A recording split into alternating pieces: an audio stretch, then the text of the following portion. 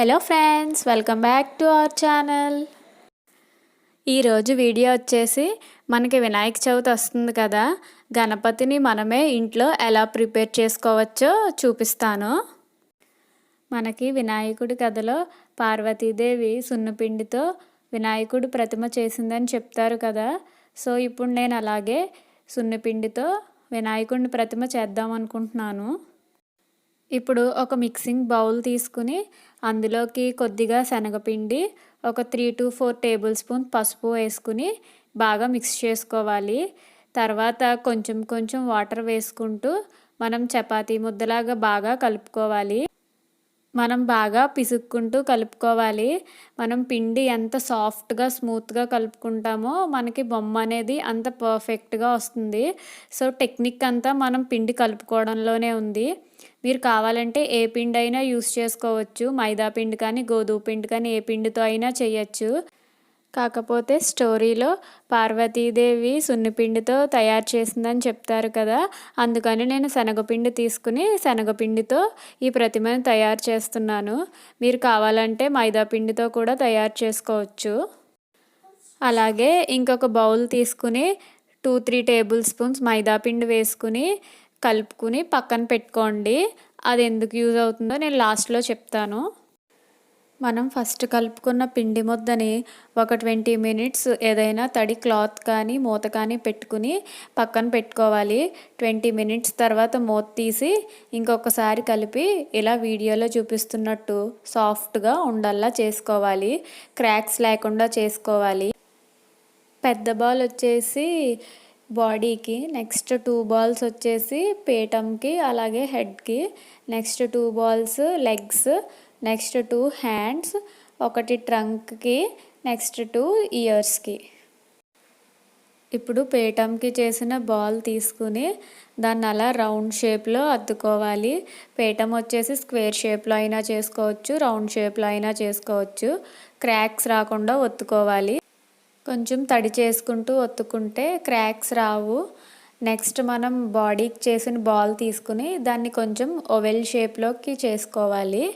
వీడియోలో చూస్తున్నారు కదా, అలా కొంచెం ఓవెల్ షేప్లో చేసుకుని ఆ పీఠం ఏదైతే చేసుకున్నామో దానికి కార్నర్లో పెట్టుకోవాలి. ఎందుకంటే మనకి ఇంకా లెగ్స్, హ్యాండ్స్ ఇవన్నీ వస్తాయి కదా. సో దాన్ని తీసుకెళ్ళి మనం కార్నర్లో పెట్టుకుని కొంచెం తడి చేసుకుంటూ పీఠంకి అతికించాలి. జస్ట్ వెనకాల కొంచెం ఇలా ప్రెస్ చేస్తే మనకి స్టిక్ అయిపోతుంది. వీడియోలో చూస్తున్నారు కదా, అలా మనం వాటర్ని తడి చేసుకుంటూ దాన్ని పీఠంకి స్టిక్ చేయాలి. అప్పుడు మనకి కదలకుండా ఉంటుంది. నేను శనగపిండిలో పసుపు యాడ్ చేశాను కదా, పసుపు ఎందుకు యాడ్ చేశానంటే వినాయకుడు కలర్ బాగుంటుందని యాడ్ చేశాను. నెక్స్ట్ అలాగే లెగ్స్, హ్యాండ్స్ షేప్స్ చేసుకుని పెట్టుకుందాం. వీడియోలో చూస్తున్నారు కదా, అలా షేప్స్ చేసుకోవాలి. లెగ్స్ ఏమో స్ట్రైట్గా చేసుకుని పెట్టుకోవాలి, హ్యాండ్స్ ఏమో జస్ట్ కొంచెం వీ షేప్లో తిప్పి పెట్టుకోవాలి. ఇప్పుడు లెగ్స్ని అటాచ్ చేద్దాం. మనం ఇలా ఒక లెగ్ తీసుకుని జస్ట్ దాని బ్యాక్ సైడ్ని స్టిక్ చేస్తే సరిపోతుంది. ఫ్రంట్ మనం పాదం షేప్ రావడానికేమో మన థంబ్ ఫింగర్ యూస్ చేసి వీడియోలో చూపిస్తున్నట్టు ప్రెస్ చేస్తే సరిపోతుంది. మనకి పాదం షేప్ వచ్చేస్తుంది. నెక్స్ట్ లెగ్ కూడా సేమ్ అంతే, జస్ట్ బ్యాక్ సైడ్ నుంచి పెట్టుకుని థంబ్ ఫింగర్తో ప్రెస్ చేస్తే మనకి పాదం షేప్ వచ్చేస్తుంది. వీడియోలో చూస్తున్నారు కదా, అలా యాజ్ ఇట్ ఈజ్ ఫాలో అయిపోండి. మనం వాటర్తో తడుపుకుంటూ ప్రెస్ చేస్తే మనకి క్రాక్స్ అనేవి రాకుండా ఈజీగా అతుక్కుపోతుంది. సో వాటర్తో తడుపుకుంటూ అలా ప్రెస్ చేస్తూ ఉంటే మనకి ఈజీగా స్టిక్ అయిపోతాయి. నెక్స్ట్ హ్యాండ్స్ స్టిక్ చేద్దాము. మనం ఆల్రెడీ షేప్ చేసి పెట్టుకున్నాం కదా, ఒక హ్యాండ్ని తీసుకుని మనం బాడీ ఏదైతే పెట్టామో దాని పైనుంచి వాటర్ తడి చేసుకుంటూ వీడియోలో చూపిస్తున్నట్టు స్టిక్ చేయాలి. హ్యాండ్ స్టిక్ చేసిన తర్వాత మనకి గణపతి ఒక హ్యాండ్ అభయం ఇస్తున్నట్టు, ఇంకో హ్యాండ్లో ఉండ్రాళ్ళు ఉన్నట్టు ఉంటుంది కదా. సో ఈ హ్యాండ్లో ఉండ్రాయి ఉన్నట్టుగా మనం దీన్ని మన థంబ్ ఫింగర్ యూస్ చేసి కిందకి ప్రెస్ చేసుకుందాం. నెక్స్ట్ హ్యాండ్ కూడా సేమ్ అలాగే స్టిక్ చేసుకుని మనకి అభయం ఇస్తున్నట్టు పైకి వీడియోలో చూపిస్తున్నట్టు మన థంబ్ ఫింగర్తో ప్రెస్ చేసుకుంటే హ్యాండ్స్ కూడా స్టిక్ అయిపోతాయి. ఈ హ్యాండ్ని మనం పైకి ప్రెస్ చేసుకోవాలి థంబ్ ఫింగర్తో. వీడియోలో చూస్తున్నారు కదా, అలా ప్రెస్ చేసుకోండి. అలా ప్రెస్ చేసుకుంటే మనకి షేప్స్ అనేది కరెక్ట్గా వచ్చేస్తాయి. నెక్స్ట్ వచ్చేసి మనం హెడ్ని స్టిక్ చేద్దాం. మనం హెడ్కి చేసుకున్న బాల్ ఉంది కదా, దాన్ని ఇంకొకసారి రౌండ్ చేసుకుని దాన్ని స్టిక్ చేద్దాము.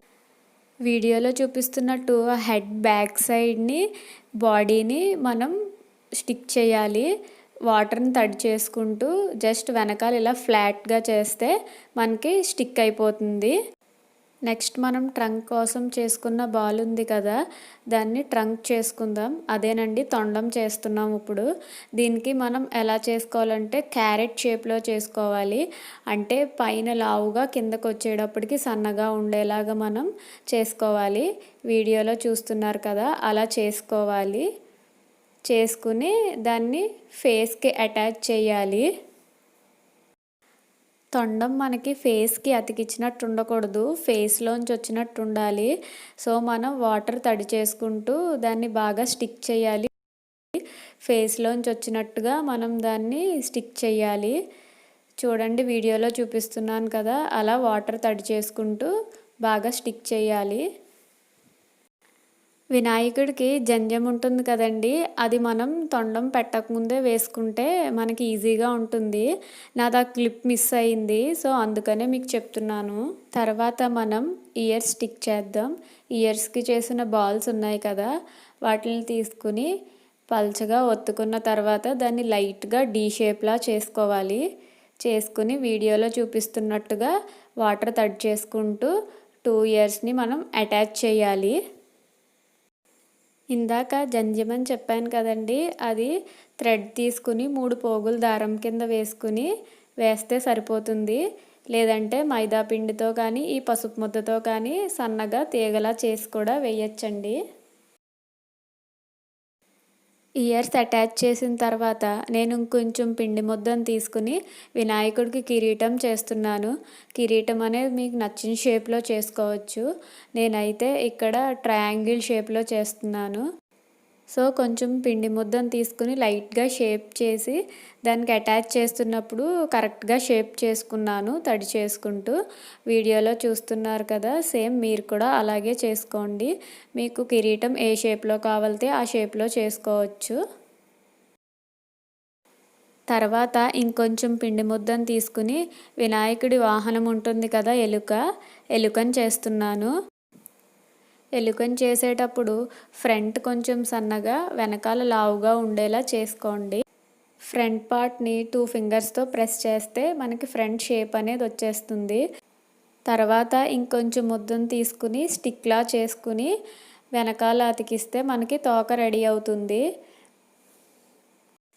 వీడియోలో చూస్తున్నారు కదా, అలా వీడియోలో చూసినట్టు స్టిక్ చేసుకోండి. మనకి వినాయకుడి వాహనం కూడా రెడీ అయిపోతుంది. తర్వాత మనం ఒక మైదాపిండి ముద్దను కలుపుకుని పక్కన పెట్టుకున్నాం కదా, అందులోంచి చిన్న ఉండలా చేసి నేను వినాయకుడి చేతిలో పెడుతున్నాను. దాని తర్వాత నేను ఒక ప్లేట్లో ఉండ్రాలు చేసి పెట్టడానికి ఒక ముద్ద తీసుకుని ప్లేట్లా చేశాను. తర్వాత ఆ మైదాపిండి ముద్దలోంచి కొంచెం కొంచెం పిండిని తీసుకుని చిన్న చిన్న ఉండ్రాయిల్లా చేసి ఆ ప్లేట్లో పెట్టాను. మనం వినాయకుడికి దంతాలు పెట్టలేదు కదా, ఇప్పుడు మనం ఈ మైదాపిండిని యూస్ చేసి సన్నగా స్టిక్స్లా చేసుకుని 2 దంతాలు పెట్టుకోవాలి. లేదు అనుకుంటే మీరు టూత్ పిక్స్ కూడా యూస్ చేసి పెట్టుకోవచ్చు. మనకు ఒక దంతం విరిగినట్టు ఉంటుంది కదా, సో దానికి చిన్నగా పెట్టాను. ఇంకొక దానికి షార్ప్గా ఉంటుంది కదా, సో దానికి షార్ప్గా పెట్టాను. నెక్స్ట్ మిరియాలు తీసుకుని నేను ఐస్లా పెట్టాను వినాయకుడికి. అలాగే వినాయకుడి వాహనం ఎలుకకి కూడా నేను మిరియాలే ఐస్లా పెట్టాను. తర్వాత ఒక చిన్న స్టిక్ కానీ టూత్ పిక్ కానీ తీసుకుని వినాయకుడికి అలా చిన్నగా డీటెయిలింగ్లా ఇచ్చుకుంటే మనకి అందంగా ఉంటుంది. తర్వాత మనం అభయహస్తంలా పెట్టాం కదా, దాంట్లో ఇలాగా నేను మన తిలకం ఏదైతే ఉంటుందో దాన్ని తీసుకుని స్వస్తిక్ సింబల్ వేశాను. నేను వినాయకుడి నామాలకు కూడా మైదా పిండినే సన్నగా స్టిక్స్లా చేసి పెట్టాను. మీకు వైట్ కలర్ బొట్టు ఏదైనా ఉంటే దాంతో కూడా పెట్టుకోవచ్చు, లేదా ఇలా మైదా పిండిని కూడా నామాల్లా పెట్టుకోవచ్చు. ఇదండి సున్నిపిండితో గణపతిని ఎలా తయారు చేశానో చూశారు కదా. మా ఇంటి గణపయ్య ఎలా ఉన్నాడో నాకు కింద కమెంట్ సెక్షన్లో చెప్పండి. అలాగే ఈ వీడియో కనుక మీకు నచ్చినట్లయితే లైక్ చేయండి, షేర్ చేయండి, సబ్స్క్రైబ్ చేసుకోవడం మర్చిపోకండి. Thanks for watching. బాయ్.